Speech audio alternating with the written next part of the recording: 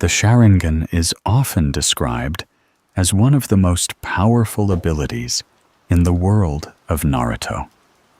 But almost no one talks about what it actually is, because when you look closely, the Sharingan is not a gift. It has never been a gift. Every single person who awakened it did so the same way. Not through training, not through talent, but through loss. And if you follow that pattern far enough, something unsettling begins to appear. Because the Sharingan doesn't just reflect power. It changes the person who uses it. Slowly, quietly, and in ways that are almost impossible to notice at first, until eventually they all begin to see the world the same way. And by the time that happens, it's already too late to go back. The Sharingan is remembered as a symbol of dominance, an ability that turned the Uchiha Clan into one of the most feared forces in shinobi history, a power that allowed its users to predict movements, copy techniques, and bend perception itself into something controllable. From the outside, it appears almost perfect, a rare advantage that elevates its wielder beyond the limits of ordinary perception. And for many, that is where the understanding ends. The Sharingan becomes something to admire, something to fear, something to mythologize. But beneath that surface, beneath the techniques and the reputation, there is a quieter truth that rarely gets acknowledged, because it does not reveal itself in battle, and it does not make itself obvious in moments of strength. It reveals itself at the beginning, because the Sharingan does not awaken gradually, nor does it respond to discipline in the way most abilities do. It does not emerge through repetition or careful mastery, and it cannot be trained into existence through effort alone. Instead, it appears suddenly, almost abruptly, and always in response to something deeply personal, something that forces a shift in the way the user understands the world. This moment is not controlled, and it is not chosen. It happens when something breaks, when a bond is severed, when the emotional foundation that once felt stable is replaced with something uncertain. And in that instant, the Sharingan opens. For many within the Uchiha Clan, this awakening is tied to loss in its most immediate form, the death of someone close, the disappearance of something irreplaceable, or the realization that the world does not function in the way they once believed it did. These experiences are not rare within the shinobi world. But what sets the Uchiha apart is not simply that they experience loss, but that their response to it is different, deeper, and far more transformative.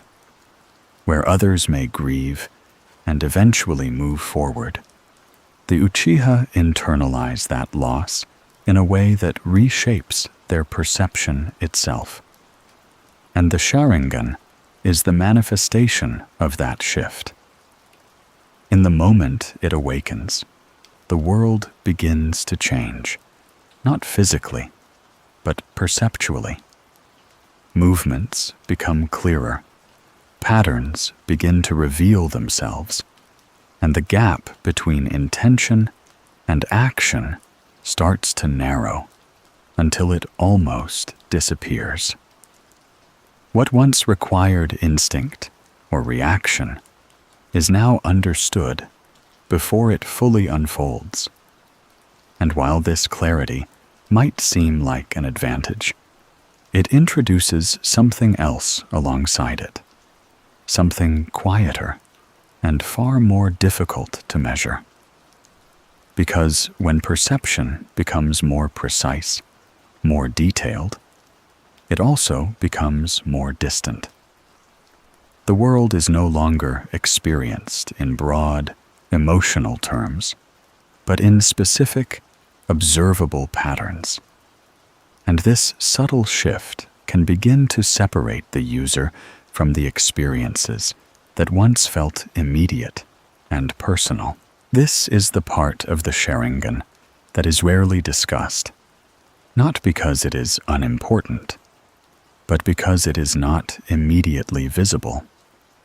The techniques, the abilities, the control over perception, these are all tangible, easy to recognize, and easy to explain. But the internal changes, the gradual shift in how the user interprets the world, are far more difficult to define. They do not happen all at once, and they do not announce themselves in obvious ways. Instead, they unfold slowly, over time, as the user becomes more accustomed to seeing beyond the surface of things. And as that happens, something begins to change in how they relate to others. Because when you can see what others cannot, when you begin to understand movements before they happen, and intentions before they are expressed, interaction becomes less about connection and more about observation. Conversations lose some of their uncertainty. Relationships lose some of their unpredictability. And the space between people becomes easier to navigate, but also harder to truly feel. This does not happen immediately, and it is not always noticeable in the early stages. But over time, it creates a kind of quiet distance, one that is difficult to close once it has formed. What makes this even more unsettling is that this process does not feel like a loss to the person experiencing it. The Sharingan provides clarity, and clarity feels valuable. It offers control, and control feels necessary. It allows the user to navigate a dangerous world with greater precision. And in a place like the shinobi world, that precision can mean the difference between survival and death. So the changes it brings are rarely questioned, and often they are embraced. But that does not mean they come without consequences, because the most important detail, the one that sits at the center of the Sharingan's existence, is not what it allows the user to do, but what it requires in order to exist at all. Every Sharingan begins the same way, through a moment of emotional rupture that leaves a lasting mark on the individual. And this pattern is not an exception. It is the rule. It suggests that the Sharingan is not simply responding to trauma, but is fundamentally tied to it, as if the ability itself is designed to emerge only when something has already been. And when you begin to look at it that way, not as a reward, but as a response, the nature of the Sharingan starts to feel different, less like a gift, and more like the beginning of something that cannot easily be undone. For the young Uchiha, who first experience this awakening, the full implications are not immediately clear. At that stage, the Sharingan is still developing, still limited in its expression, and the deeper patterns that define it have yet to fully reveal themselves. But even in its earliest form, it introduces a new way of seeing the world, one that is sharper, more precise, and perhaps more isolating than anything they have known before. And as they grow more accustomed to that way of seeing, as it becomes less overwhelming and more natural, the line between perception and interpretation begins to shift in ways that are difficult to notice while they are happening. Because the Sharingan does not simply show the world as it is. It shows the world in a way that changes how it is understood. And once that change begins, it does not stop. To understand the Sharingan, it is not enough to look at the eye itself, or even the power it grants. The deeper truth begins with the people who carry it, because the Sharingan is not something separate from the Uchiha. It is an extension of them, a reflection of something already present within their nature, something that exists long before the eye ever awakens. And if there is one trait that defines the Uchiha more than any other, it is not their strength, nor their intelligence, nor even their reputation as elite shinobi. It is the way they feel. The Uchiha are often described as a clan driven by the so-called curse of hatred, a phrase that suggests something inherently flawed, something dangerous embedded within them from the beginning. It is a label that reduces their complexity into something simple, something easier to fear, and easier to justify distancing from. But when examined more closely, this idea begins to lose some of its certainty, because what is often interpreted as hatred is not something that appears suddenly or without cause. It grows from something else, something quieter and far more human. The Uchiha do not feel less than others. They feel more. Their capacity for attachment runs deep, forming bonds that are not easily broken or replaced. Where others may learn to accept loss as a part of life, to adapt and move forward with time, the Uchiha tend to hold on more tightly, to invest more of themselves into the people and relationships they value. This depth of feeling creates connections that are powerful and meaningful, but it also makes those connections more vulnerable to disruption. Because when something that important is taken away, the impact is not surface level. It is not something that fades quickly or can be easily rationalized. It cuts deeper, and it lingers longer. This is where the foundation of the Sharingan begins to take shape, not as an ability, but as a consequence. The emotional intensity of the Uchiha is not just a personality trait. It is the very condition that allows the Sharingan to exist. Without that depth of feeling, the necessary threshold for its awakening could never be reached. And so, what is often seen as a strength, their ability to love deeply and form lasting bonds, is also what places them closest to the edge, where those same bonds, when broken, can trigger something irreversible.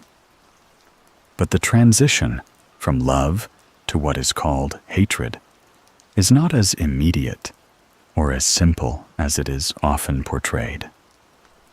It is not a sudden shift from one extreme to another, but a gradual transformation, one that begins with grief.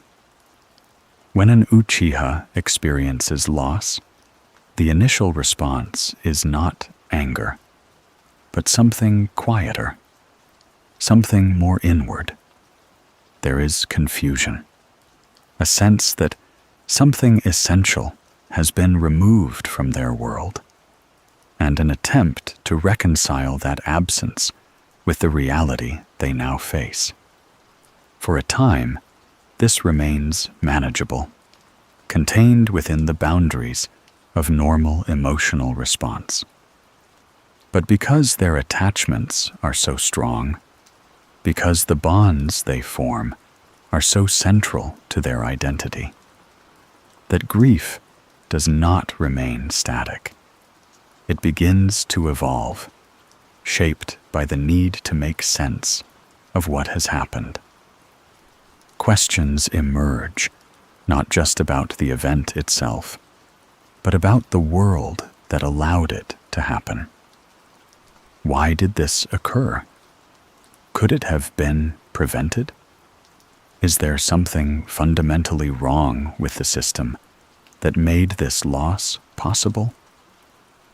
These questions do not always have clear answers, and in the absence of certainty, they can begin to shift the way the individual perceives everything around them. This is the point where emotion starts to intertwine with perception. The Sharingan, when it awakens, does not simply enhance vision in a physical sense. It amplifies awareness, bringing attention to details that would otherwise remain unnoticed. But this heightened perception is not limited to movement or chakra. It extends into the interpretation of actions, into the reading of intent, into the subtle patterns that define how people behave. And for someone already in a state of emotional instability, someone trying to process a loss that feels unjust or incomprehensible, this added layer of awareness can begin to reinforce certain conclusions. Patterns start to emerge. Connections that once seemed unrelated begin to align. And over time, the world can start to appear less random, less chaotic, and more structured in a way that feels deliberate. This is not necessarily an accurate reflection of reality, but it feels convincing because it is supported by what the user can now see. And when perception begins to support emotion in this way, when the clarity of the Sharingan aligns with the unresolved weight of grief, it can create a feedback loop that is difficult to break. The more they see, the more their interpretation is reinforced. The more it is reinforced, the more certain it begins to feel. This is how the transition begins. Not from love to hatred in a single moment, but from love to grief, from grief to questioning, and from questioning to a new understanding of the world that may not leave room for the same kind of connection that once existed. Because if the world is perceived as flawed, if the systems that govern it are seen as responsible for pain and loss, then maintaining trust in those systems becomes increasingly difficult. And when trust begins to erode, so does the ability to connect in the same way as before. This is why the Uchiha are often misunderstood. From the outside, their actions can appear extreme, disproportionate, even irrational. But those actions are not born in isolation. They are the result of a long process, one that begins with something deeply human and gradually transforms into something more distant, more controlled, and often more absolute. The Sharingan does not create this process, but it accelerates it. It provides the clarity that allows these interpretations to feel justified. And in doing so, it makes it easier for the individual to commit to them fully. And once that commitment is made, once the new understanding of the world has taken hold, it becomes increasingly difficult to return to the uncertainty that existed before. Doubt fades, replaced by a kind of quiet certainty. And with that certainty comes a willingness to act in ways that might not have been possible before. Because when you believe that you understand the true nature of the world, when you feel that you can see through its illusions and recognize its flaws, the idea of changing it, of correcting it, begins to feel not just possible, but necessary. This is the burden that the Uchiha carry. Not simply the weight of their emotions, but the way those emotions interact with their perception, the way they shape how the world is seen and understood. Their strength lies in their ability to feel deeply, to form connections that are meaningful and enduring. But that same strength becomes a vulnerability when those connections are broken. And the Sharingan, rather than protecting them from that vulnerability, draws its power from it. In this way, the Sharingan is not separate from the Uchiha's emotional nature. It is built on top of it. And as that foundation begins to shift, as grief evolves into something more structured and more certain, the path forward becomes narrower, more defined, and often more isolating. Because when you feel too much, when you see too much, the world does not simply become clearer. It becomes heavier. And for those who carry that weight, the question is no longer how to endure it, but what must be done to make sure it never happens again. The Sharingan is often explained in simple terms, described as an eye that enhances vision, predicts movement, and allows its user to copy techniques with near-perfect accuracy. These descriptions are not wrong, but they are incomplete because they focus only on what can be observed from the outside. They reduce the Sharingan to a set of abilities, a collection of advantages that can be measured in combat. And in doing so, they overlook the deeper shift that occurs within the person who uses it. Because the true function of the Sharingan is not just to see more, but to see differently. And that difference, subtle at first, begins to change the way reality itself is experienced. When the Sharingan is active, the world does not slow down, but it begins to feel as if it has. Movements that once seemed fast become readable. Sequences that once unfolded unpredictably now appear structured, almost deliberate. The space between cause and effect becomes clearer, as if each action is revealing the intention behind it before it is fully carried out. This creates a sense of control, a feeling that nothing is truly happening by chance, and that everything can be understood if observed closely enough. But this clarity, while useful, introduces a quiet shift in perspective, because when everything begins to make sense, when the unknown starts to disappear, the world loses some of its uncertainty, and with it, some of its natural balance. At first, this heightened perception feels like an advantage without consequence. The user can react faster, anticipate danger more effectively, and navigate complex situations with a level of precision that others cannot match.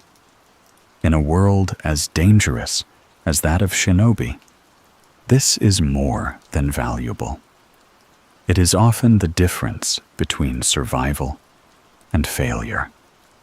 But over time, as this level of awareness becomes familiar, it begins to influence more than just combat. It starts to affect how the user interprets everyday interactions, how they read the behavior of others, and how they understand the intentions behind actions that would otherwise remain ambiguous. Because the Sharingan does not simply show what is happening, it suggests why it is happening. Small details, shifts in movement, changes in expression, the flow of chakra beneath the surface. All of these elements begin to form patterns that feel meaningful, patterns that seem to reveal something deeper than what is immediately visible. And while this can lead to a more accurate understanding, in some cases, it also creates a tendency to see structure where there may be none, to assign intention where there may only be coincidence. The world begins to feel less random, less chaotic, and more like something that can be decoded, something that follows rules that are just waiting to be uncovered. This is where perception begins to move beyond reality. Not because the Sharingan creates illusions, but because it changes the way reality is interpreted. The user is no longer just observing the world as it is, but actively analyzing it, breaking it down into components that can be understood, predicted, and eventually controlled. This process is gradual, almost imperceptible at first, but it becomes more pronounced over time, especially as the user grows more confident in their ability to read what others cannot. And with that confidence comes distance. Because when you begin to see patterns in everything, when actions are no longer taken at face value, but examined for hidden meaning, it becomes more difficult to experience moments simply as they are. Conversations become layered, interactions become calculated, and the spontaneity that once defined human connection begins to fade. The world is no longer something to be lived in, but something to be understood. And while understanding can bring clarity, it can also create separation. This separation is not forced, nor is it always intentional. It develops naturally, as a byproduct of perception that has become too precise, too focused on the underlying structure of things. The user does not necessarily choose to distance themselves from others, but as their awareness deepens, the gap between what they see and what others see begins to widen. And in that gap, communication becomes more difficult, not because words fail, but because the experience behind those words is no longer shared in the same way. At the same time, the Sharingan introduces another layer to this shift, one that goes beyond observation and into influence. Through techniques like genjutsu, the user is not only able to perceive reality more clearly, but to alter it for others, to manipulate what is seen, what is felt, and what is believed to be true. This ability reflects something fundamental about the Sharingan itself, because it is not limited to understanding reality. It extends into reshaping it, into imposing a version of perception that aligns with the user's intent. And once that boundary is crossed, once the user becomes capable of not just seeing the world, but controlling how it is experienced, the distinction between observation and authority begins to blur. Because if reality can be altered, even temporarily, then the question arises of what reality truly is. Is it what is objectively present, or is it what is perceived? And if perception can be influenced, if it can be guided or controlled, then certainty itself becomes unstable, something that can shift depending on who holds that control. For the user of the Sharingan, this realization does not always arrive as a clear conclusion, but it exists in the background, shaping how they approach both conflict and interaction. It introduces the idea that truth is not always fixed, that it can be adjusted, reframed, or even replaced. Over time, this can lead to a subtle but important change in mindset.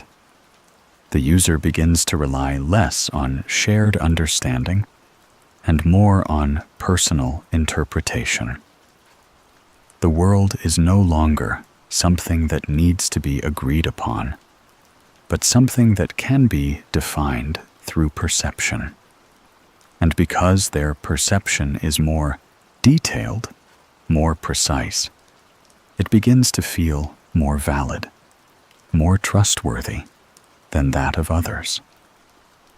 This does not immediately lead to conflict, but it lays the foundation for it. Because when one person's understanding of reality becomes more authoritative than another's, alignment becomes difficult.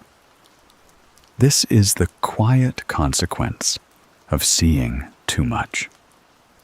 Not just the ability to anticipate movement or decode intention, but the gradual shift away from a shared experience of the world and toward something more individual, more controlled. The Sharingan offers clarity, but that clarity is not neutral.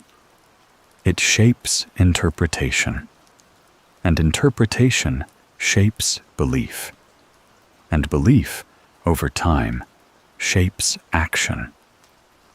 And once that process begins, once perception starts to move beyond what is simply seen and into what is believed to be true, the world itself begins to change, not in form, but in meaning. Because the Sharingan does not just reveal reality, it redefines it. At the beginning, the Sharingan does not feel dangerous. It feels helpful.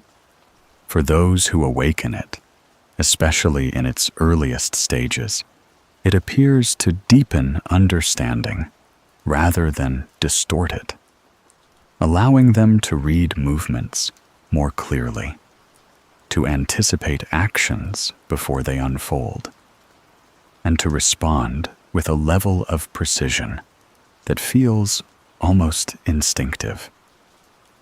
In a world where uncertainty often leads to failure, this clarity becomes something to rely on, something that builds confidence and reinforces the idea that the Sharingan is a tool meant to protect, to guide, and to strengthen. And in many ways, at this stage, it does exactly that. But beneath this surface, something more subtle begins to take shape. Because the Sharingan does not just improve reaction, it improves interpretation. And interpretation, unlike reaction, is not purely mechanical. When the user begins to read not only movements, but intentions, when they start to understand what someone is about to do before it happens, the nature of interaction begins to shift.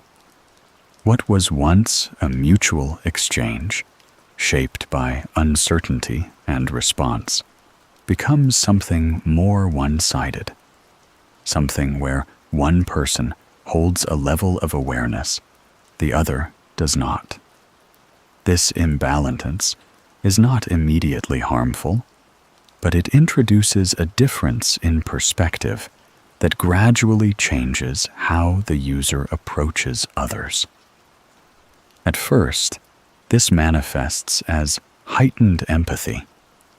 The user can sense hesitation, detect subtle changes in behavior, and recognize emotional states that would otherwise go unnoticed.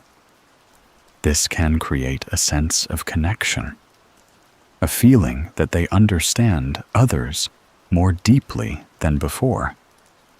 And for a time, this understanding can strengthen relationships rather than weaken them. The Sharingan, in this phase, appears to bridge gaps, to make communication more intuitive and more complete. But this is where the first shift begins. Because understanding, when it becomes too precise, begins to lose its uncertainty. And uncertainty is what allows empathy to exist.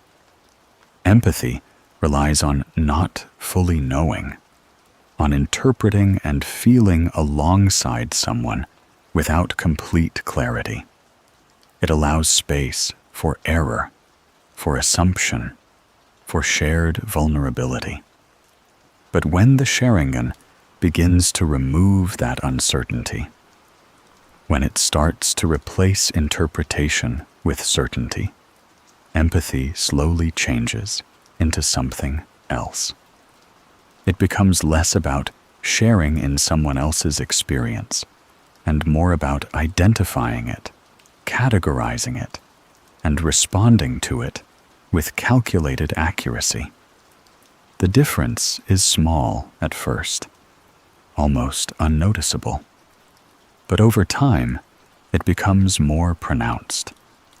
Because when you begin to understand people too well, when their actions no longer surprise you and their intentions no longer remain hidden, it becomes easier to anticipate them and eventually to guide them.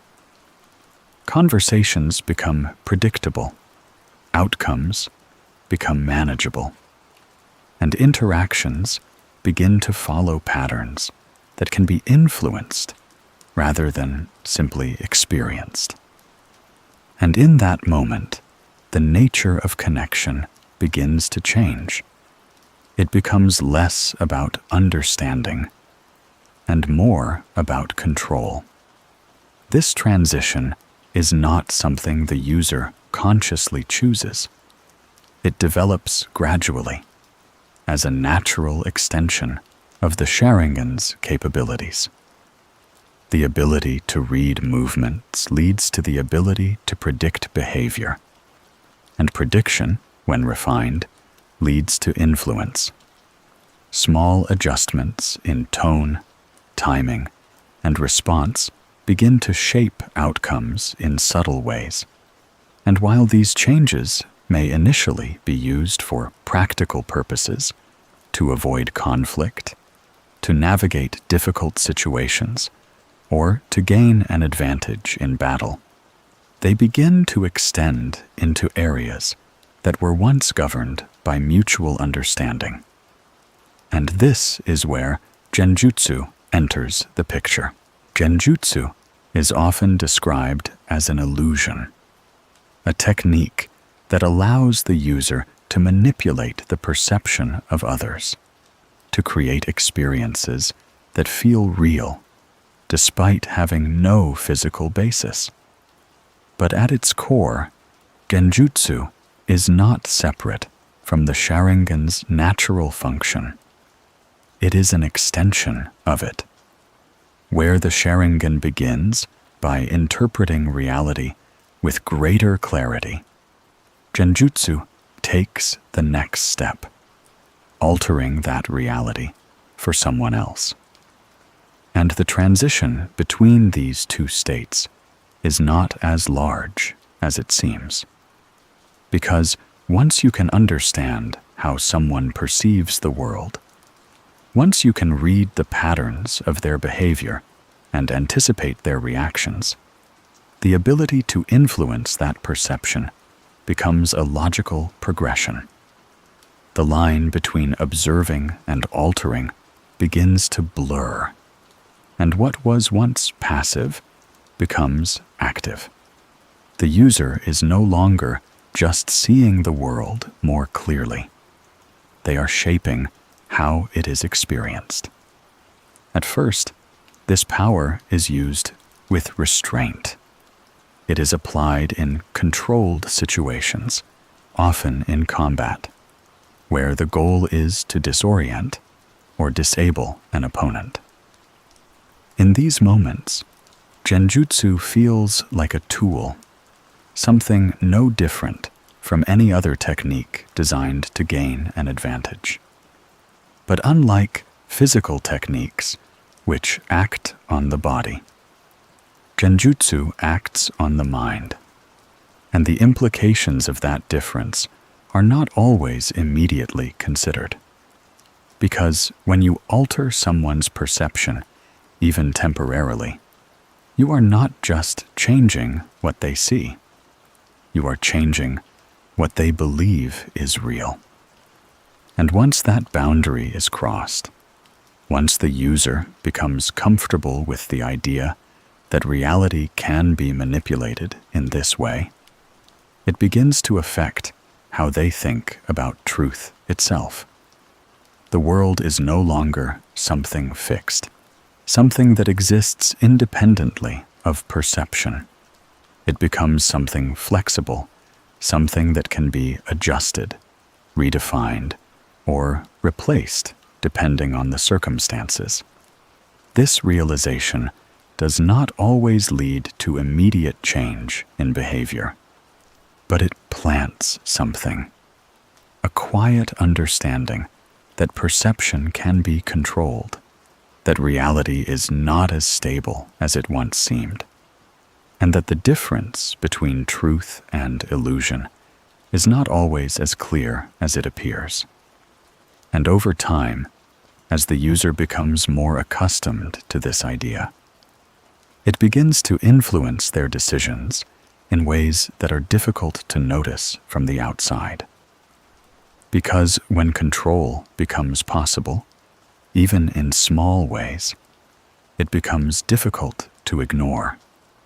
And when it becomes effective, when it produces results, it begins to feel justified. This is the first true shift in the nature of the Sharingan, not from weakness to strength or from ignorance to understanding, but from connection to control. It does not happen all at once, and it doesn't announce itself as a turning point. It unfolds quietly, through repeated use, through subtle changes in perspective, until the user begins to approach the world differently, not as something to experience alongside others, but as something that can be understood, predicted, and ultimately shaped.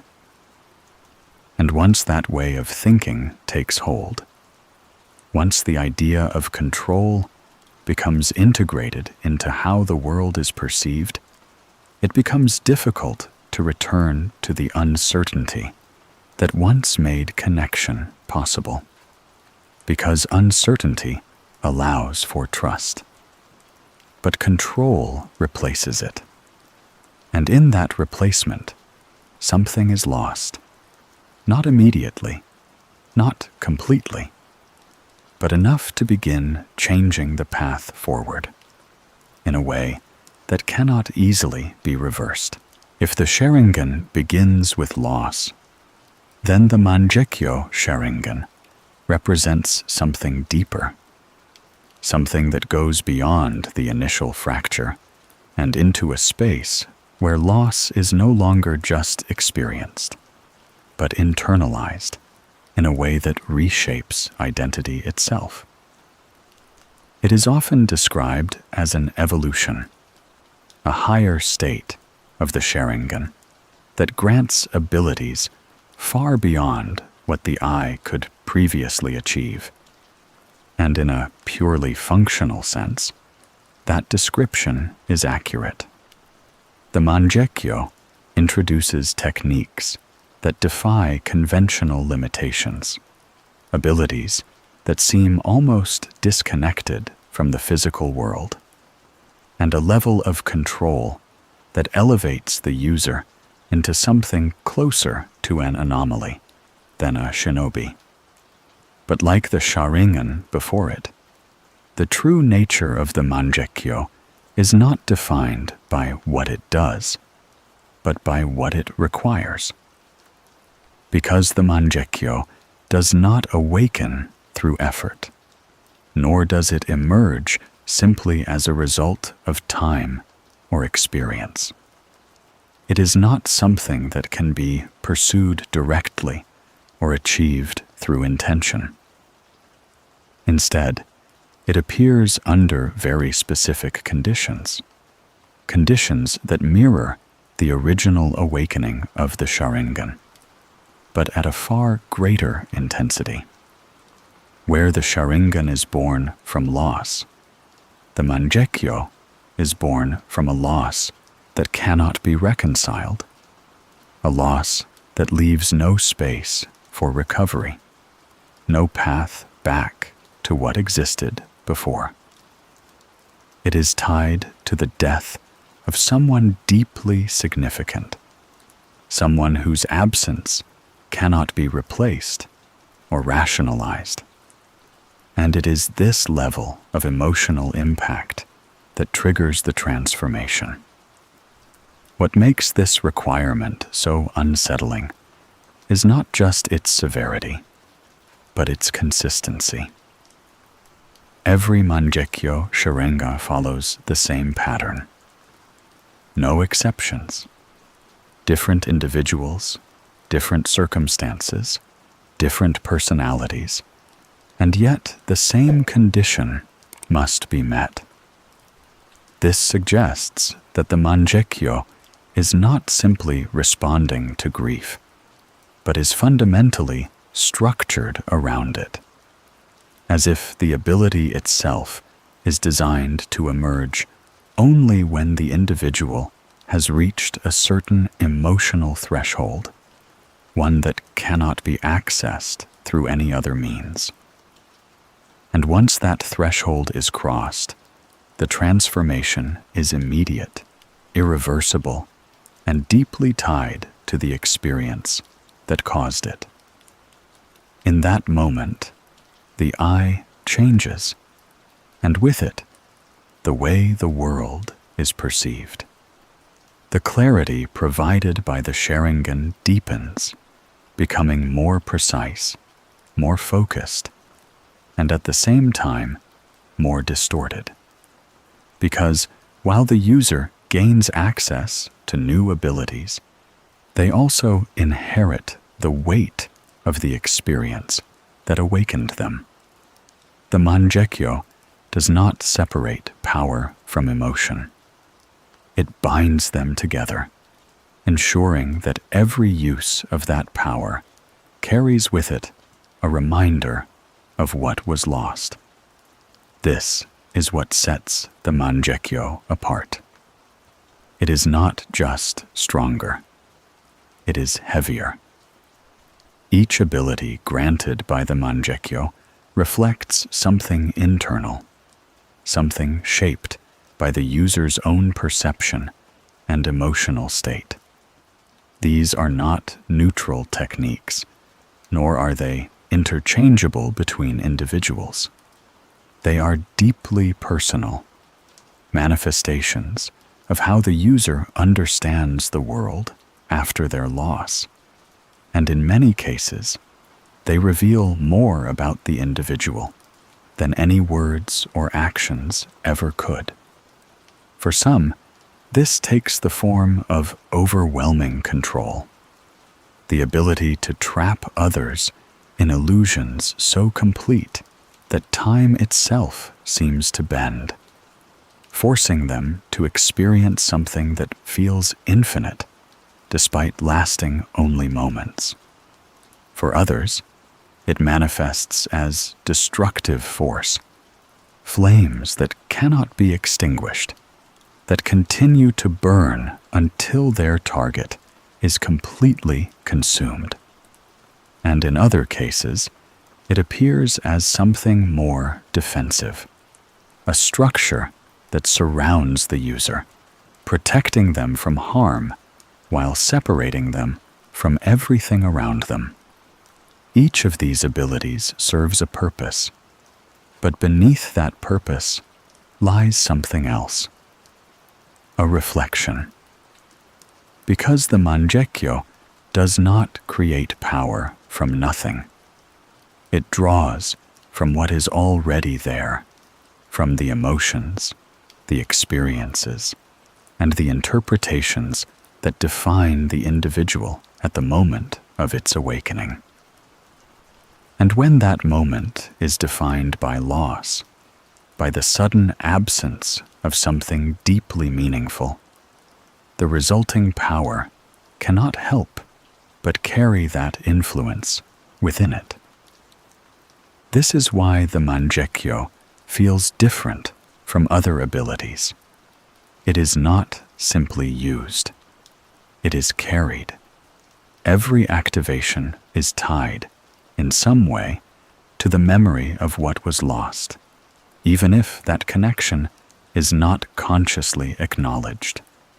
The techniques themselves may be used strategically, applied in battle or in moments of necessity, but the foundation they rest on remains unchanged. The power exists because of that loss, and as long as the power is used, that loss continues to exist as part of the user's identity. Over time, this creates a kind of internal reinforcement. The more the Mangekyo is used, the more the user becomes accustomed to the strength it provides, and the more they begin to rely on it. And because that strength is tied to a moment of emotional rupture, it becomes increasingly difficult to separate the two. The loss is no longer just a memory. It becomes a source, something that defines not only what the user can do, but who they are. And this is where the nature of the Mangekyo begins to shift from something that is reactive to something that is sustaining. Because once power is tied to loss in this way, the question is no longer just how that power is used, but how it is maintained. The user does not simply move on from the experience that awakened the Mangekyo. They carry it forward. And in many cases, they begin to interpret the world through it. Future experiences are filtered through the same lens, shaped by the same understanding that was formed in that moment of transformation. This can lead to a narrowing of perspective, a tendency to view situations in terms of control, protection, or correction, rather than uncertainty or possibility. The world becomes something that needs to be managed, something that must be shaped in a way that prevents further loss. And the power of the Mangekyo becomes the means through which that goal is pursued. But there is a cost, not one that is immediately obvious, and not one that is always acknowledged, but one that exists regardless of how the power is used. Because the Mangekyo, like the Sharingan before it, does not come without consequence. And unlike the initial awakening, which introduces change gradually, the Mangekyo accelerates it. The user does not simply see more. They feel the weight of what they see more intensely. The connection between perception and emotion deepens, and with it, the difficulty of separating the two. Actions become more deliberate, decisions more certain, and the space for doubt begins to shrink. And while this can create a sense of purpose, a feeling that the path forward is clear and justified, it also reduces the flexibility that once allowed for different interpretations, different possibilities. This is the quiet transformation that defines the Mangekyo. Not just an increase in power, but a refinement of perspective, one that becomes more focused, more absolute, and often more isolated. Because when the world is understood through the lens of a single defining moment, when all perception is tied back to that point of loss, it becomes difficult to see beyond it. And once that happens, once the past begins to define the present so completely, the future itself starts to take on a different shape, one that is no longer open, but directed, and often inevitable. By the time the Mangekyō Sharingan fully manifests, the nature of its power begins to move beyond anything that can be explained through ordinary means. The techniques associated with it are often described in terms of their effects, what they do, how they function, and how they can be used in battle. But those descriptions rarely capture the deeper significance behind them, because the abilities of the Mangekyo are not simply advanced techniques. They feel as if they exist outside the normal boundaries of the world, as if they were never meant to be used in the first place. At a surface level, these abilities appear to be extensions of what the Sharingan already provides.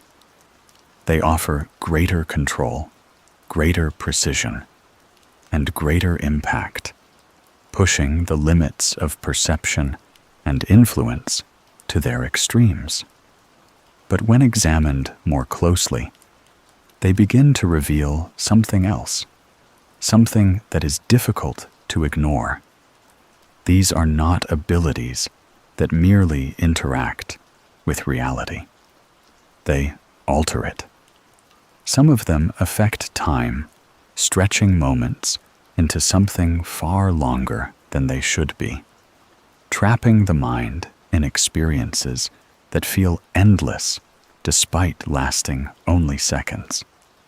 Others manipulate space, creating distortions that allow the user to move between locations or avoid physical consequences entirely. And others still manifest as forms of destruction that do not behave according to natural rules, flames that cannot be extinguished, forces that persist beyond what should be possible.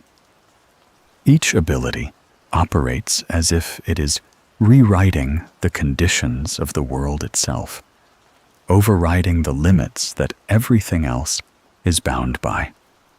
This is what makes them feel unnatural. Not because they are powerful, but because they do not follow the same structure as other abilities. Most techniques within the shinobi world operate within a system, drawing on chakra and applying it in ways that are consistent, even if complex. There is a logic to them, a framework that can be studied and understood. But the abilities of the Mangekyo often feel disconnected from that framework. They do not simply use the system, they bypass it. And when something bypasses the system, it begins to feel less like a technique and more like a statement. Because each of these abilities reflects something about the person who uses it, not just in function, but in meaning. They are shaped by perception, by the way the user understands the world after experiencing loss, and in many cases, they embody that understanding in ways that are difficult to separate from the individual themselves. An illusion that traps someone in a controlled reality can be seen as more than just a tool for disorientation. It reflects a desire to define experience, to impose a version of reality that aligns with the user's understanding, removing uncertainty entirely. A flame that burns without end is not just destructive. It represents something unresolved, something that cannot be extinguished, no matter how much time passes. A defensive construct that surrounds the user, shielding them from harm while isolating them from everything outside of it, mirrors the need for protection, but also the acceptance of separation. These are not random abilities. They are expressions. And because they are tied so closely to the individual, they reinforce the same pattern that defines the Sharingan itself. The power is not neutral. It is shaped by emotion, by interpretation, and by the conclusions the user has drawn about the world. And as those conclusions become more fixed, more certain, the abilities themselves begin to reflect that certainty. Over time, this creates a subtle but important shift. The user does not just rely on these abilities for strength. They begin to see them as validation. If the world can be altered, if reality can be reshaped, then the user's understanding of that world begins to feel more justified. Their perception is no longer just one possibility among many. It becomes something that can be enforced, something that can be made real through action. And once that becomes possible, the boundary between belief and reality begins to dissolve. This is where the danger begins to take form, not in the abilities themselves, but in what they imply. Because when someone can bend reality to align with their perception, even temporarily, it changes how they think about truth. The idea of an objective reality becomes less important, less reliable, and in its place, a new perspective emerges, one where reality is defined by the one who has the power to shape it.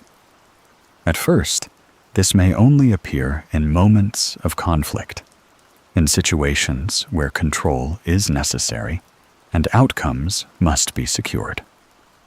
But as the user becomes more accustomed to this level of influence, it begins to extend beyond those moments.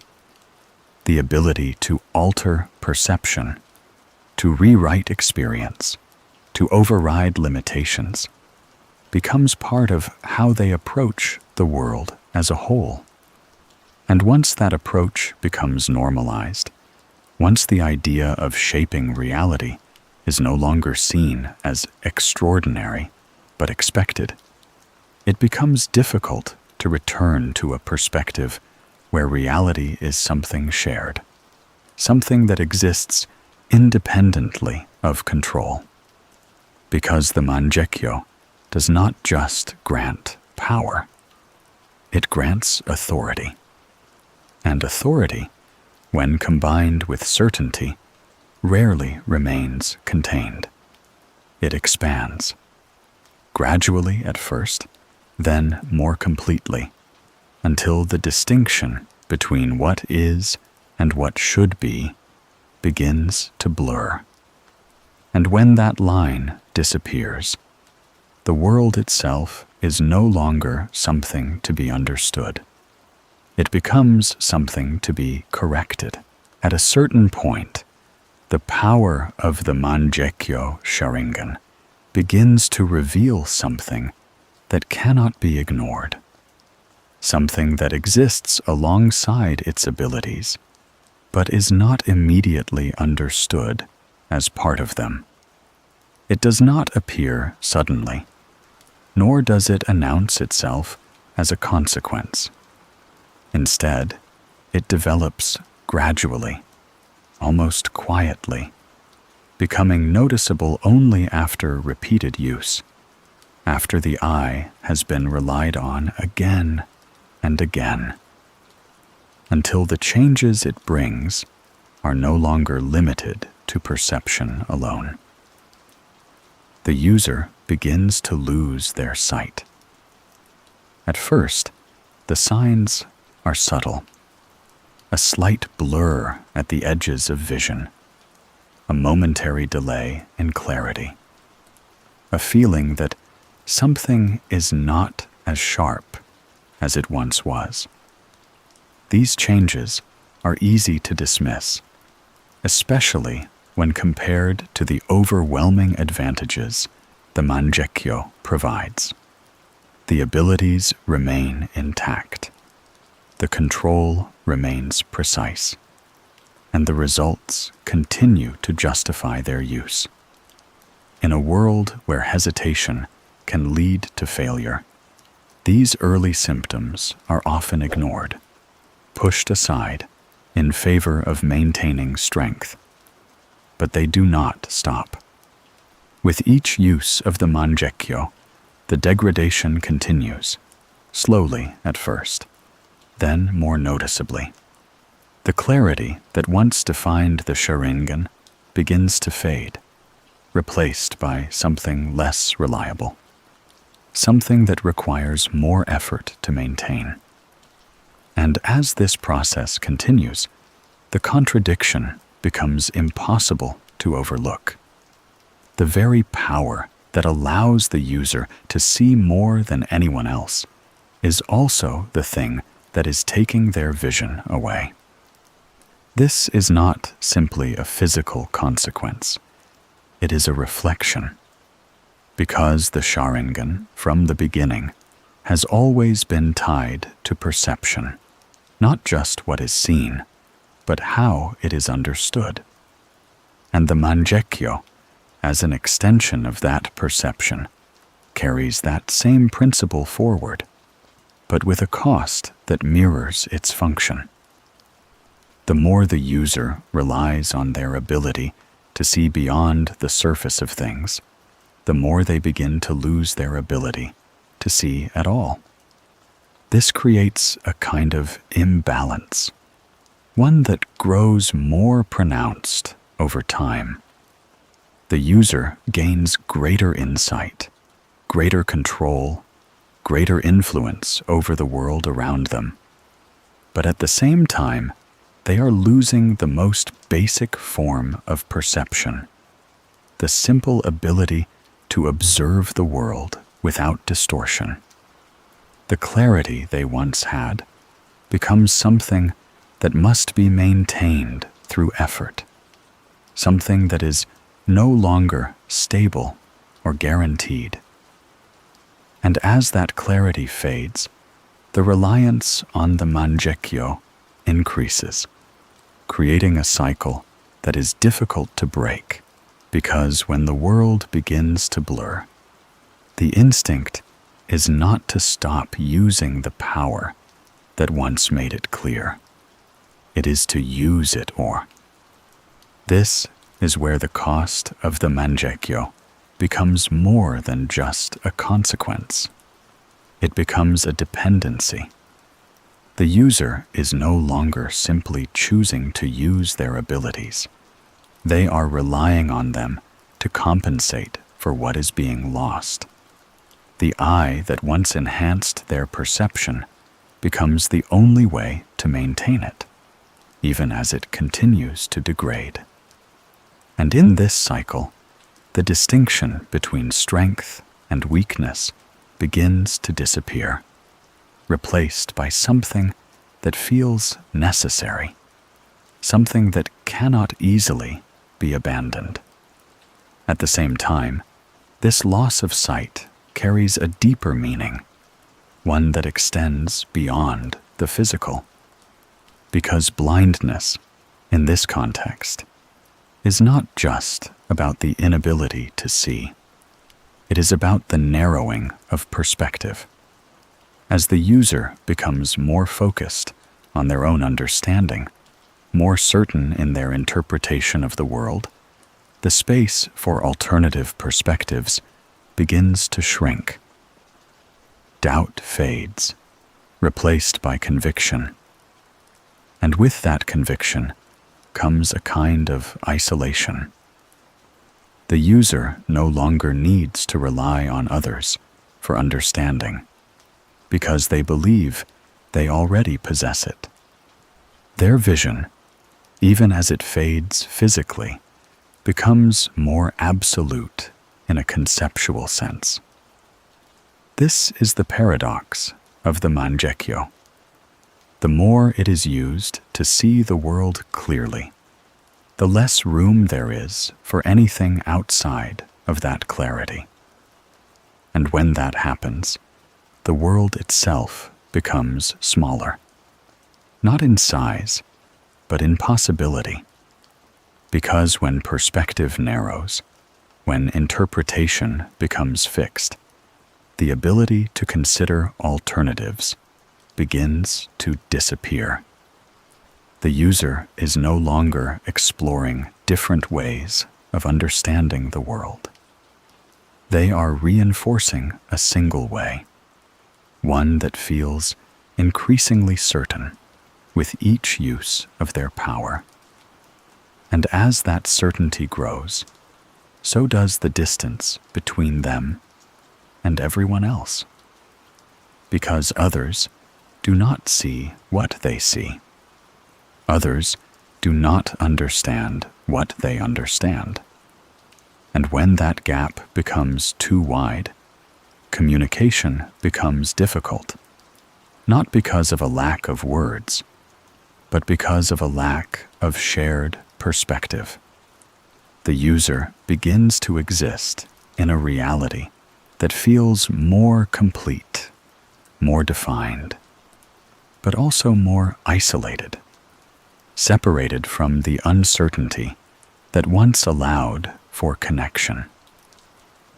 This is the true cost of seeing too much.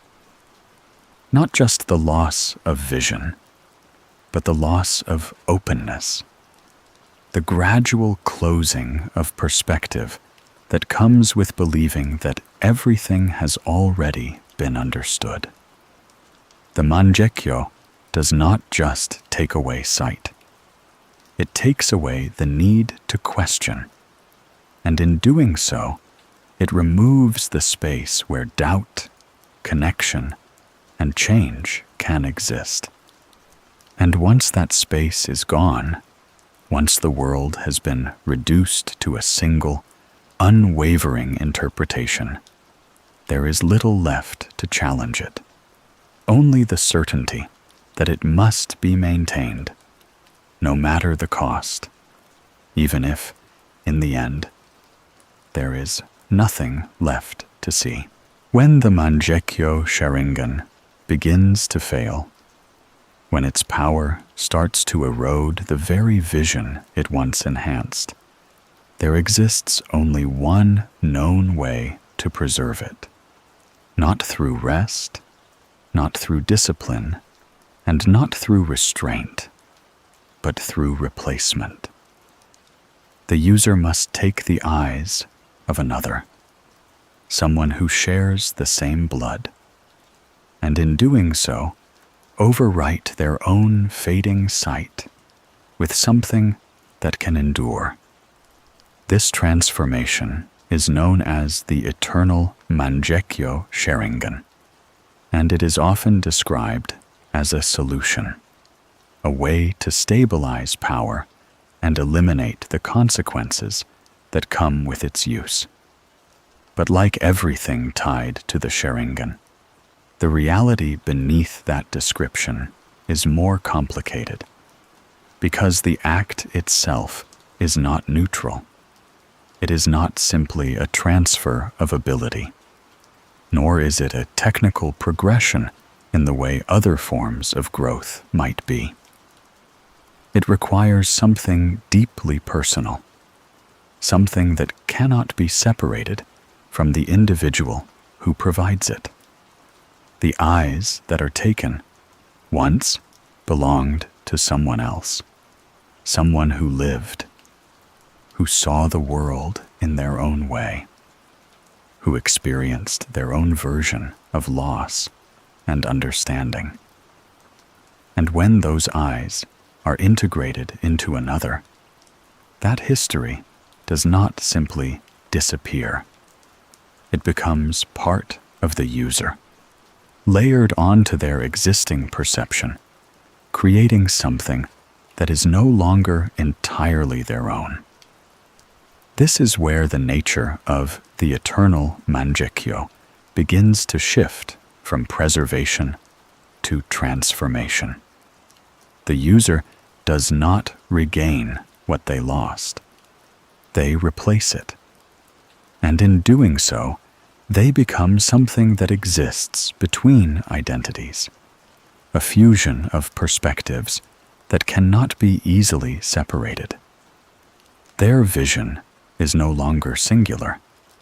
It is shared, even if that sharing is silent, even if the presence of the other is no longer visible. The world is now seen through eyes that carry more than one experience, more than one understanding. And that accumulation begins to alter how reality is interpreted. At first, this may feel like stability.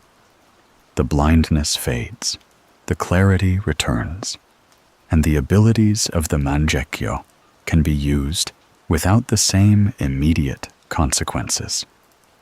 The cycle that once led to degradation appears to have been broken, and with that comes a renewed sense of control.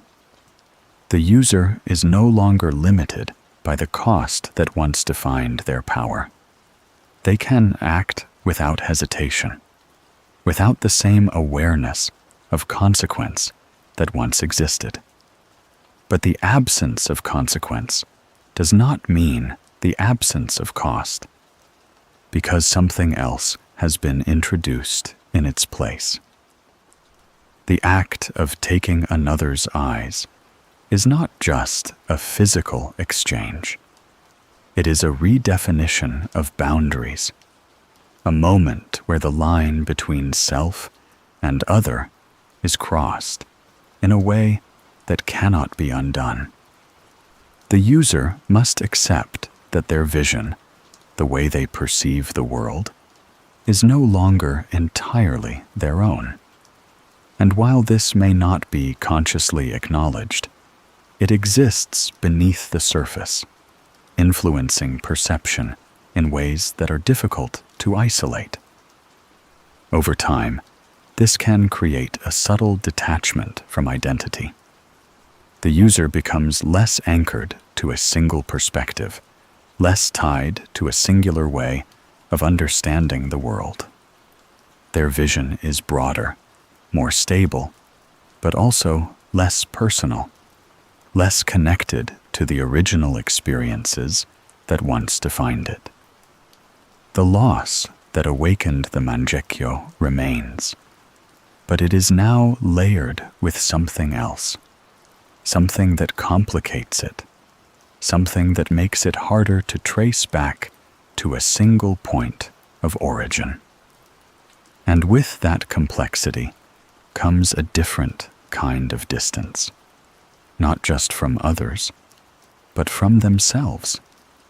Because when your perception is no longer entirely your own, when it is shaped by more than one source, it becomes difficult to define where your understanding begins and where it ends. The clarity that the eternal Mangekyo provides is undeniable, but it is not pure.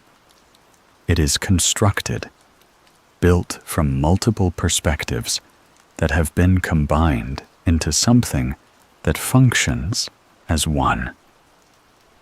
This is what makes the eternal Mangekyo so unsettling. It removes the immediate consequence of blindness, but replaces it with something less visible, something that does not announce itself as a cost, but exists nonetheless. The user gains permanence, stability, and the ability to continue using their power without degradation. But in doing so, they move further away from the idea of a singular self. And in that movement, something changes. The reliance on power becomes more complete. There is no longer a reason to hold back, no longer a natural limit that forces reflection or restraint. The abilities of the Mangekyo can be used freely, applied without the same awareness of consequence. And this freedom begins to shape behavior in ways that are difficult to reverse. Because when power can be sustained indefinitely, it begins to feel less like a tool and more like a constant, something that defines not just what the user can do, but how they approach the world entirely. This is where the pattern of the Sharingan continues to deepen. From loss to control, to distortion, and now to permanence. Each stage removes a limitation while introducing something else in its place, something that is less obvious, but no less significant. The eternal Mangekyo does not break the cycle.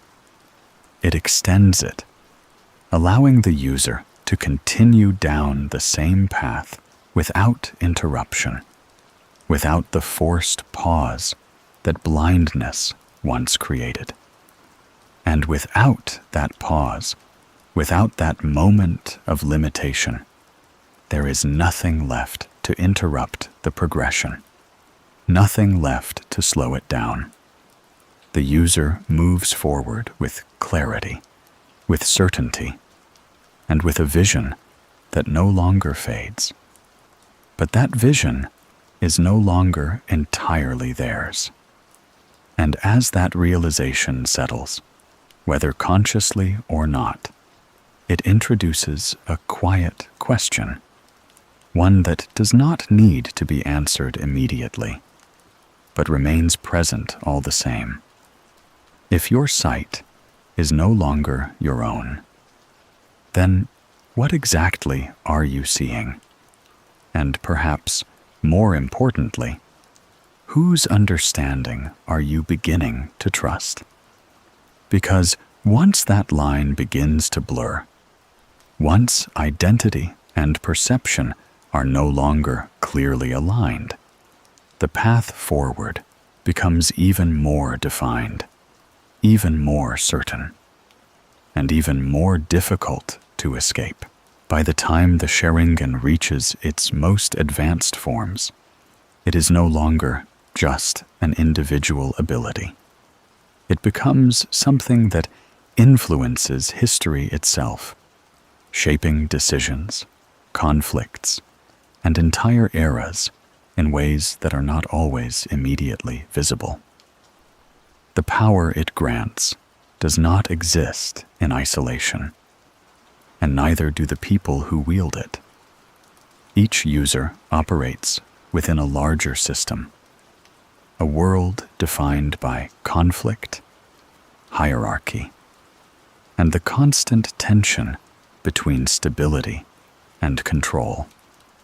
And over time, the Sharingan begins to interact with that system in a way that reinforces its most destructive patterns. Because the shinobi world is not built on peace. It is built on balance. A balance maintained through power, through deterrence, and through the understanding that conflict is always possible, even in moments of calm. Villages form alliances. Alliances shift. And beneath it all, there is a quiet acceptance that war is not an anomaly, but a continuation of the system itself. In this kind of world, abilities like the Sharingan do not simply exist as tools. They become catalysts, forces that accelerate the natural tendencies of the system toward conflict and resolution. The Uchiha, as the primary bearers of the Sharingan, are placed at the center of this dynamic. Their power makes them valuable, but it also makes them feared. And that fear shapes how they are treated, how they are positioned within the structure of the village, and how they come to see themselves in relation to others. Trust becomes complicated, not because it is entirely absent, but because it is never fully stable.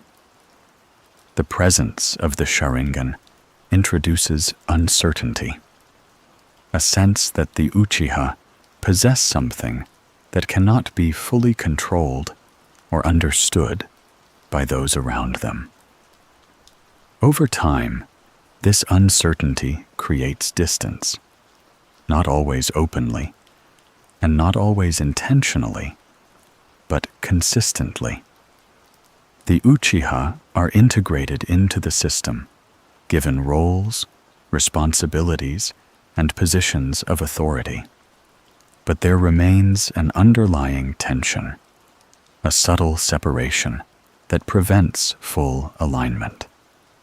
And for those within the clan, this separation does not go unnoticed.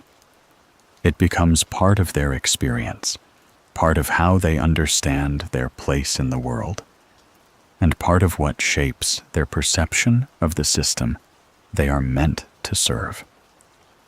This is where the influence of the Sharingan extends beyond the individual and into the collective, because the same patterns that define the awakening of the Sharingan, loss, heightened perception, and a shift in understanding, begin to scale upward. Individual experiences become shared narratives, and shared narratives begin to influence group identity. The Uchiha do not just experience loss as individuals. They begin to see it as something systemic, something tied to the structure of the world itself. And once that perspective takes hold, the question changes. It is no longer just about surviving within the system. It becomes about whether the system itself is flawed. This is a question that appears repeatedly across different individuals, across different generations, and despite their differences in personality and circumstance, the conclusions they reach often begin to align. The Sharingan, by enhancing perception and reinforcing interpretation, creates a framework through which the world is analyzed. And within that framework, patterns of conflict, injustice, and imbalance become more visible. For some, this leads to a desire for reform. For others, it leads to something more absolute, because when the world is perceived as fundamentally flawed, when its structure is seen as the source of repeated loss and conflict, the idea of changing it becomes increasingly difficult to ignore. And when that change cannot be achieved through gradual means, when the system resists alteration or correction, more extreme solutions begin to emerge. This is where the cycle begins to repeat. Different individuals, different methods, but the same underlying motivation: to end conflict, to create stability, to remove the conditions that lead to loss. And yet, in pursuing these goals, they often rely on the very power that was born from that loss, a power that reinforces the same patterns of control, certainty, and isolation that led them to these conclusions in the first place. The Sharingan does not just influence how they see the problem. It influences how they attempt to solve it. And in doing so, it connects them, not through agreement, but through similarity. Because whether it is someone who seeks to impose order through overwhelming force, someone who attempts to reshape reality into something more controlled, or someone who believes that sacrifice is necessary to maintain peace, the pattern remains consistent. The approach may differ, the methods may vary, but the underlying perspective, the belief that the world must be corrected, remains the same. This is the deeper impact of the Sharingan on the cycle of war. It does not create conflict directly, but it shapes the people who respond to it. It provides them with the clarity to see the flaws in the system, the power to act on those perceptions, and the certainty to believe that their actions are justified. And when those three elements combine, perception, power, and certainty, the result is rarely neutral. It becomes decisive, and decisions made with that level of certainty tend to reshape the world in significant ways, but not always in the way that was intended, because the same traits that allow the Sharingan to identify problems within the system also limit the range of solutions that are considered.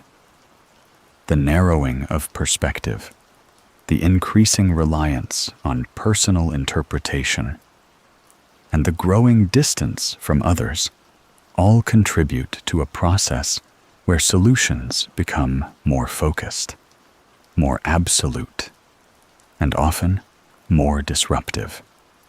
The cycle continues, not because it cannot be broken, but because the way it is understood makes it difficult to approach from a different angle.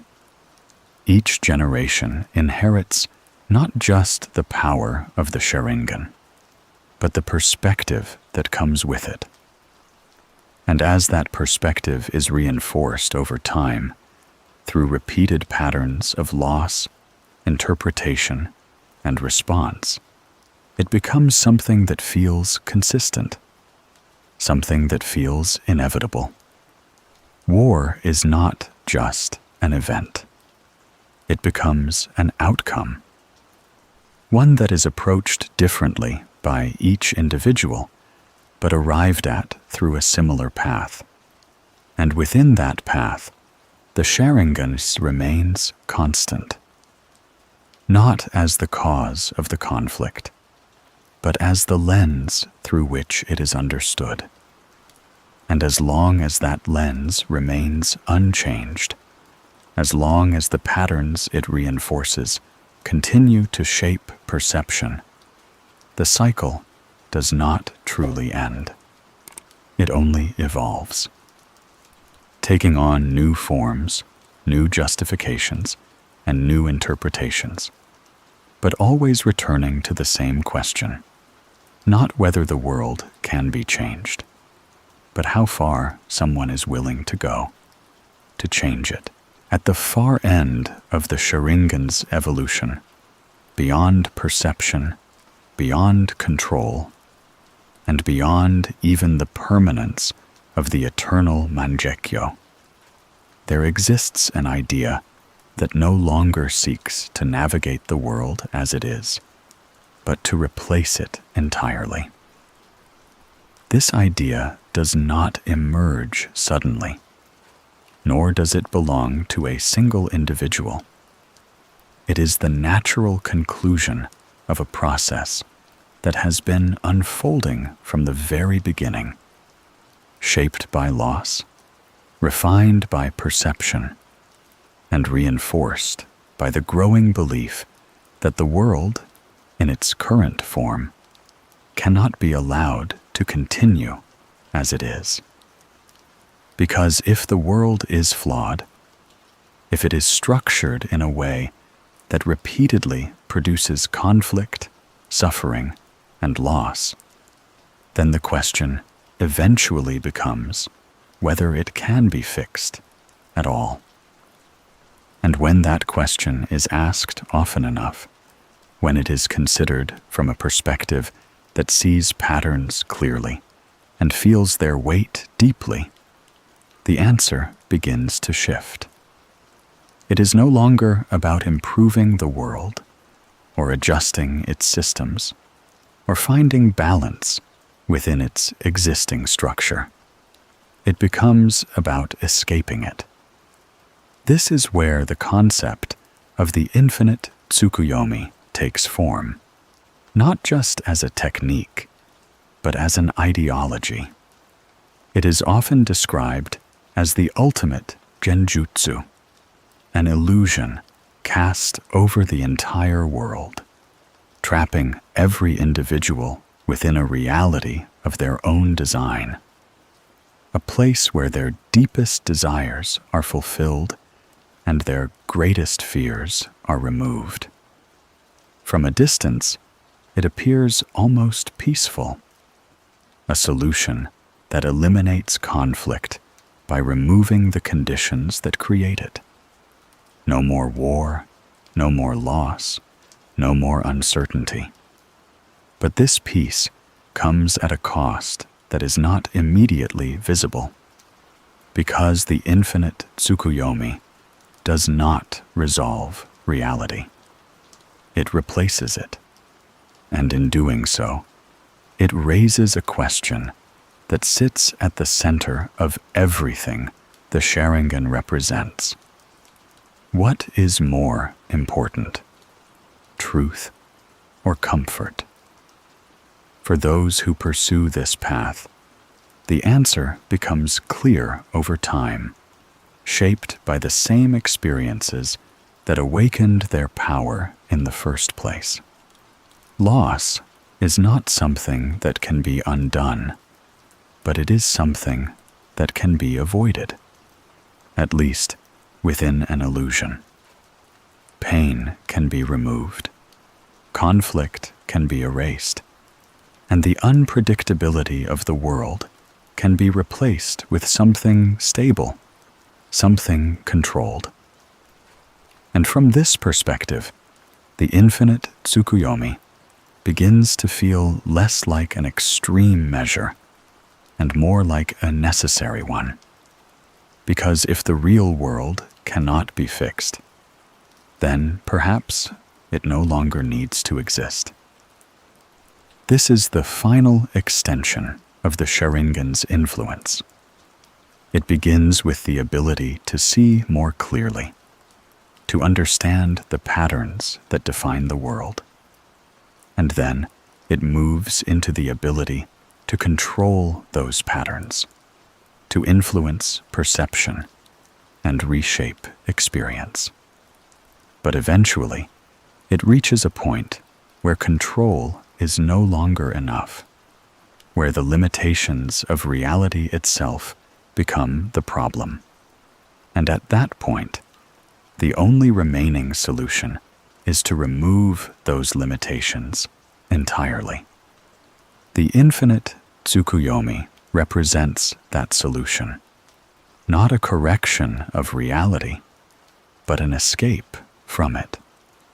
And while it appears to offer peace, that peace is not shared in the way it once was. Each individual exists within their own version of reality, their own constructed experience, disconnected from everyone else. There is no conflict, but there is also no true connection.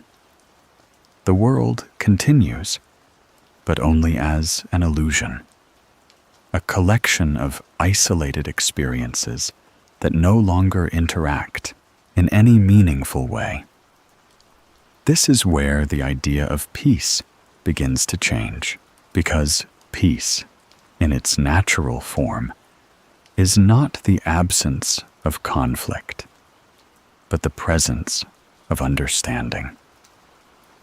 It requires interaction, shared experience, and the ability to navigate differences without resorting to destruction.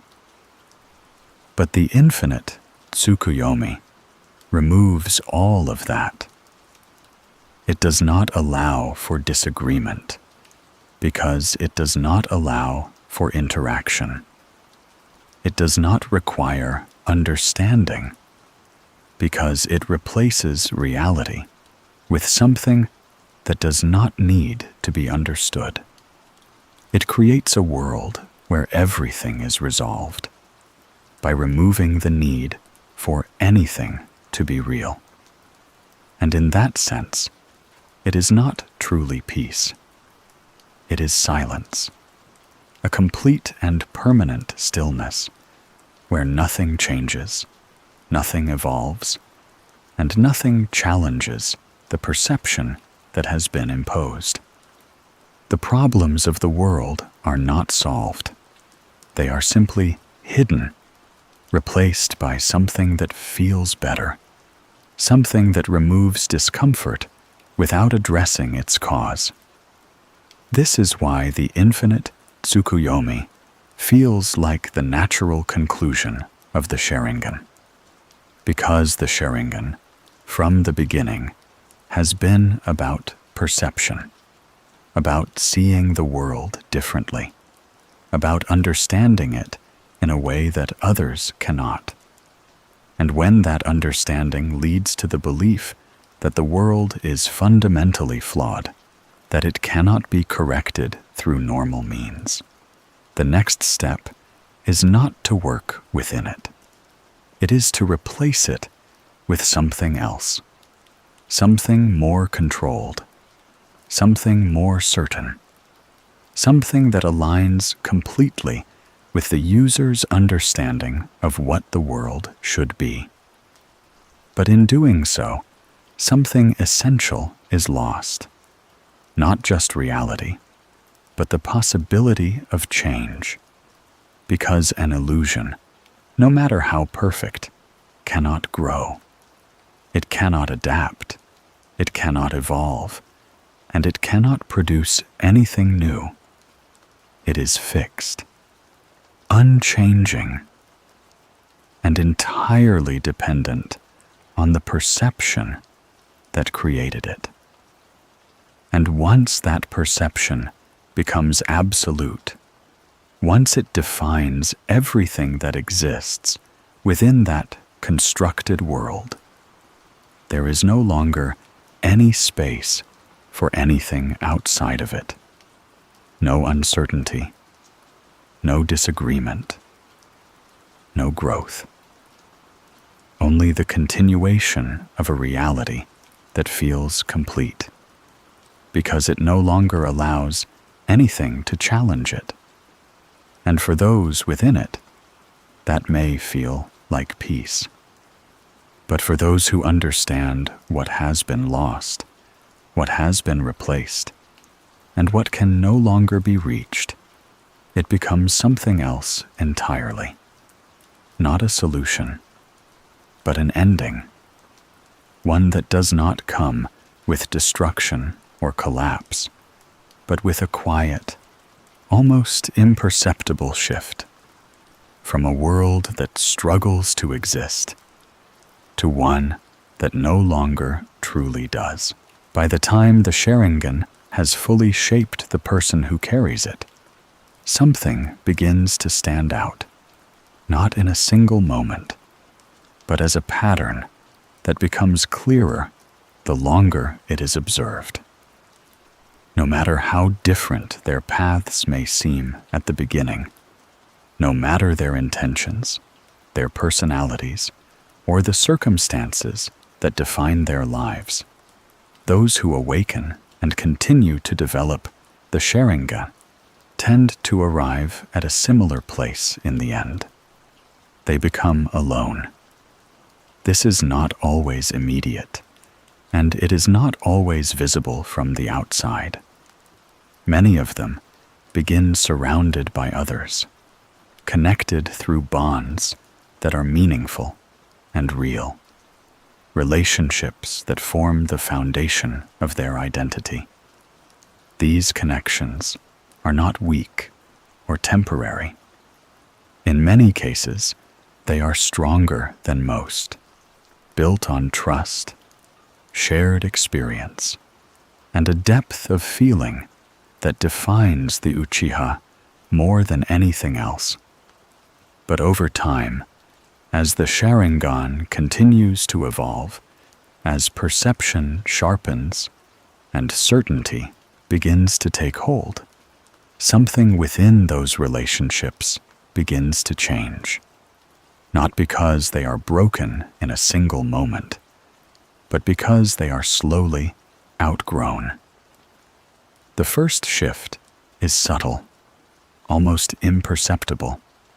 The user begins to understand others more clearly than before, to anticipate their actions, to recognize their thoughts before they are fully expressed. At first, this creates a sense of closeness, a feeling of deeper connection, as if the distance between people has been reduced.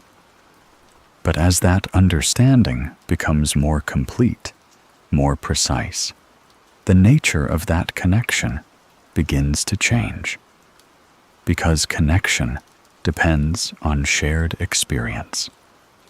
And when one person begins to experience the world differently, that shared space begins to shrink. The user no longer sees uncertainty in the same way, no longer approaches situations with the same openness or hesitation. Where others may question, they begin to conclude. Where others may doubt, they begin to decide. And this difference, small at first, grows over time, creating a gap that is difficult to close. Communication does not stop, but it becomes less effective. Words are exchanged, but the meaning behind them begins to diverge, because the user is no longer interpreting those words in the same way. Their perception, shaped by the Sharingan, filters everything through a lens that is more structured, more certain, and often more isolated. They begin to rely less on what others say and more on what they believe they can see. And in doing so, the need for shared understanding begins to fade. This is where isolation begins to take root, not as a choice, but as a consequence.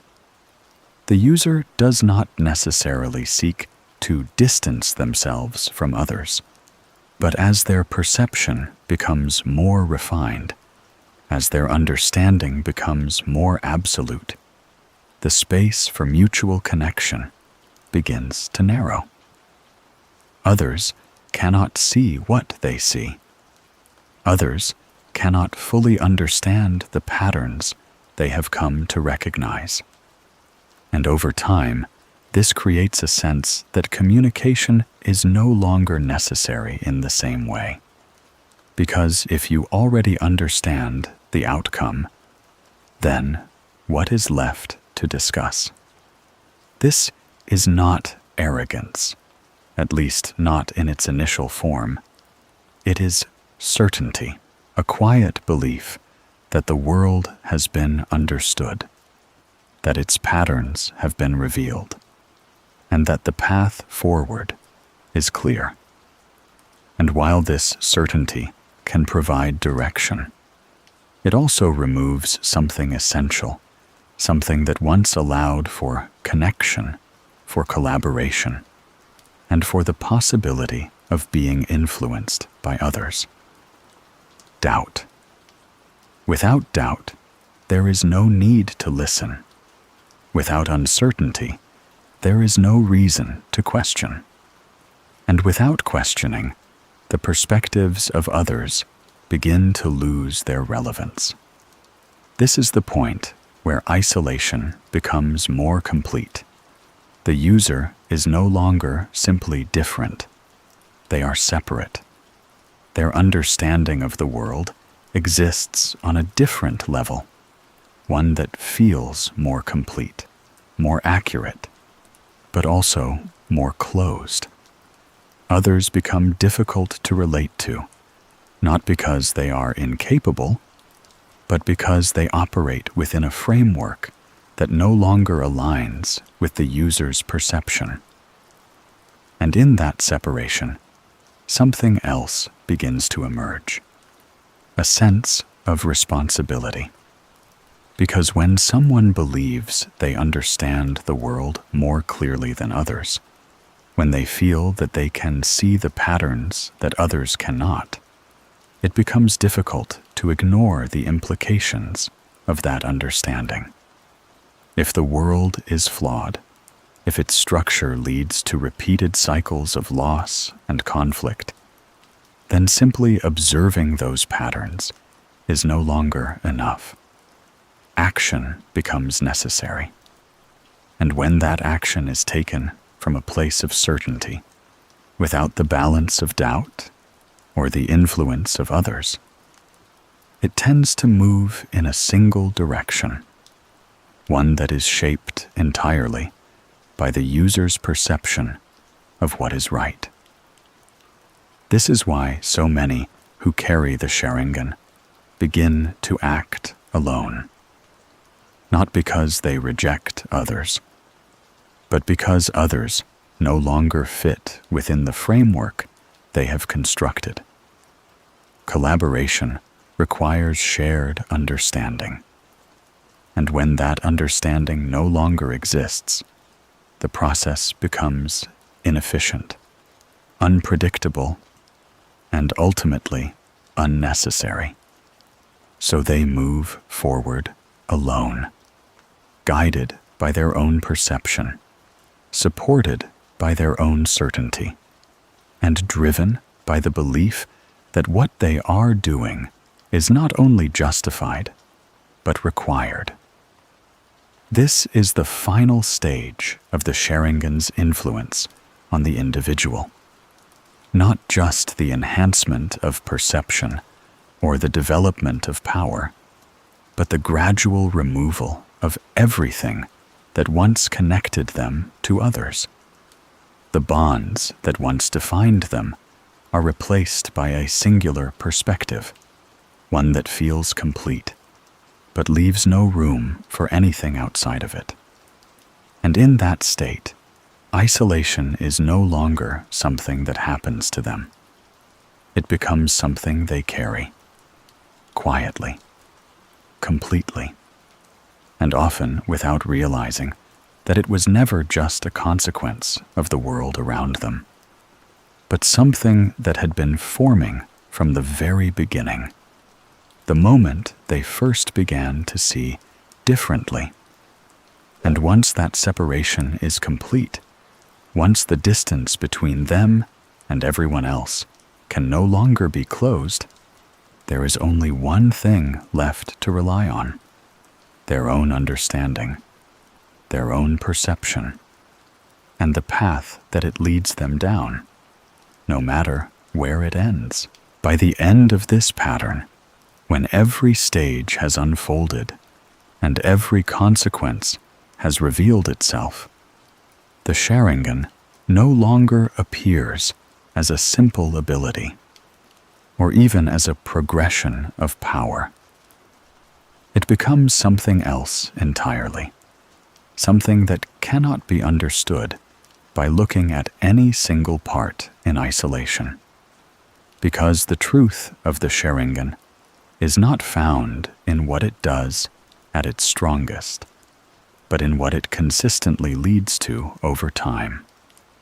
It begins with loss, not as an exception, but as a requirement. Every Sharingan awakens through a moment that breaks something fundamental within the individual, a moment where the world stops aligning with what they believed it to be. And from that point forward, everything that follows is shaped by that fracture. The power that emerges is not separate from that experience.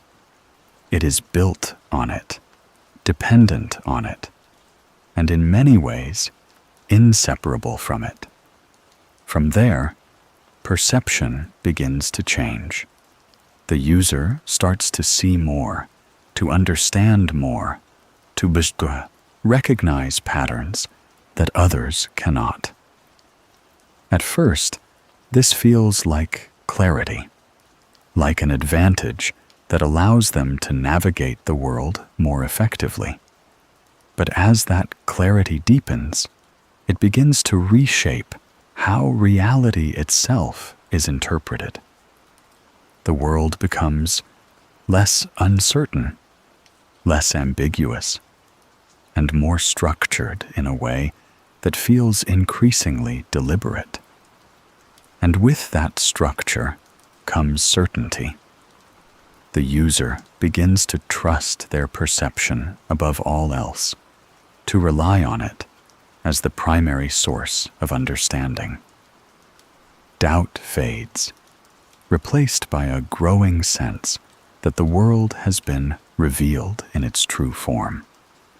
And once that certainty takes hold, it begins to influence every decision that follows, narrowing the range of possibilities and guiding action in a more defined direction. From certainty, control emerges. The ability to not just see the world, but to influence it, to shape perception, to alter experience. What begins as understanding becomes manipulation, not necessarily out of malice, but out of necessity, out of the belief that control leads to better outcomes. And as this control becomes more refined, more effective, it begins to extend beyond individual interactions and into larger systems, into the way the world itself is approached. Then comes distortion, not of reality itself, but of how it is perceived. The Mangekyo introduces abilities that bend the rules of the world, that override its limitations and impose something new in their place. These abilities reflect the user's internal state, their interpretation of what the world is and what it should be. And as those interpretations become more fixed, more absolute, the distinction between perception and reality begins to blur. From distortion, the cycle deepens. The cost of power becomes clear. But instead of stopping the progression, it leads to adaptation. The eternal Mangekyo removes limitation, replaces consequence with permanence, and allows the user to continue forward without interruption. The path is no longer constrained by the natural boundaries that once existed. It becomes continuous, unbroken, and increasingly difficult to step away from. And at the end of that path, isolation. Not as a punishment, but as an outcome. The user, shaped by loss, refined by perception, and guided by certainty, becomes separated from others in a way that cannot easily be reversed. Their understanding no longer aligns with those around them. Their perspective no longer fits within a shared reality, and their actions are no longer influenced by external input. They walk alone, not because they choose to, but because there is no one left who sees the world the way they do. And from that isolation, one final idea begins to take form. If the world cannot be understood by others, if it cannot be corrected through shared effort, then perhaps it must be changed entirely. This is where the Sharingan reaches its conclusion, not in power, but in ideology, the belief that the world, as it exists, is flawed beyond repair, and that the only way to resolve that flaw is to reshape it according to a singular understanding, whether through force, through illusion, or through sacrifice.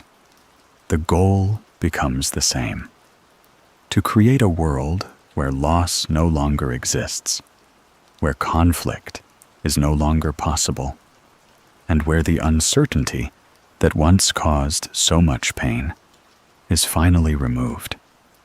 But in pursuing that goal, something else is lost. Not immediately, not obviously, but inevitably, because a world without uncertainty is also a world without choice. A world without conflict is also a world without growth. And a world shaped entirely by one perception is no longer a shared reality. It is a reflection, a projection of a single understanding imposed onto everything that exists within it. This is the truth about the Sharingan. It is not just an eye that sees. It is a system that rewards loss, amplifies perception, reinforces certainty, and gradually removes the need for connection. It offers clarity, but that clarity comes at the cost of openness. It provides power, but that power narrows perspective. And over time, it leads its users toward the same conclusion, not because they are the same, but because the process itself guides them there. The Sharingan does not force this outcome, but it makes it easier. It creates a path that feels logical, justified, and even necessary, especially to those who have experienced the kind of loss that begins it.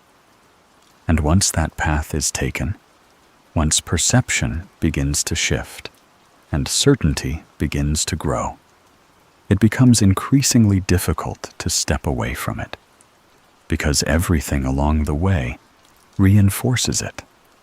Every ability, every realization, every conclusion, until eventually the user is no longer questioning the path they are on.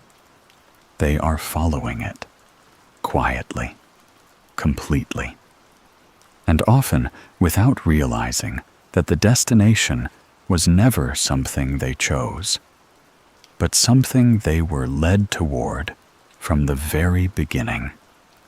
And in that realization, in that final understanding, the Sharingan reveals what it has always been. Not a gift, not just a weapon, but a lens. One that does not simply show the world as it is, but slowly and almost imperceptibly changes what the world becomes.